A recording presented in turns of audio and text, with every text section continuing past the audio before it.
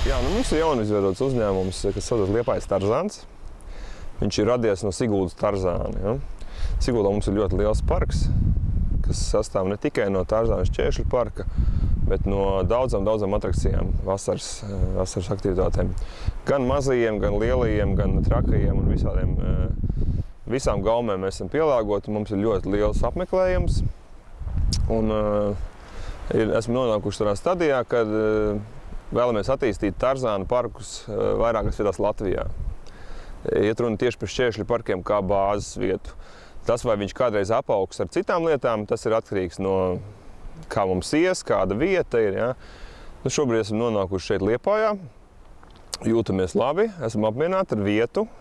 Uz vietas esot ļoti skaisti šeit ir. Mēs sākam ar to, ka mēs projektu mēs izstrādājam ziemā jau, izplānojam trases, kur viņas ies, kādā augstumā, kādi šķēršļi. To visu mēs esam tagad savaduši šeit uz vietas lielāko daļu. Un tagad mēs kāpjam kokos un izvietojam platformas. Paredzētajos augstumos, tas ir pirmais etaps. Kad platformas būs gatavas, tad mēs iesim jau ar trosēm.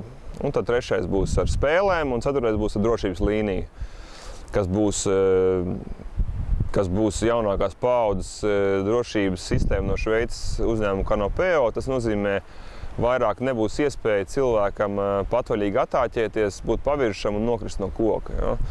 Jo, diemžēl, kad mēs laižam visus tos 1000 cilvēkus cauri, vienmēr ir kāds gudrinieks vai precīzāk muļķis, ja, kurš attāķējās un kāds vēl pie tam pamanās nokrist lejā. Negribam šos piedzīvojumus vairāk pieredzēt nekur, ne Siguldā, ne Liepājā, nekur. Tāpēc mēs esam nomainījuši pilnībā drošības sistēmu gan Siguldā, gan Liepājas parkā, gan arī Jūrmalā, kur mēs attīstīsim šovasar vēl. Mēs ļoti ceram, ka Jāņa Līgo būs vēlākais, kad mēs varēsim aicināt apmeklētājus.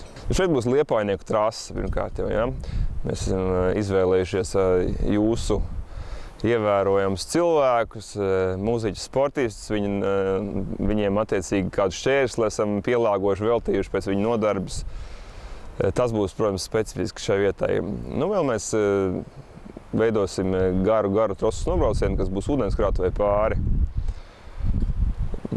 Tas būs droši vien garākais Latvijā.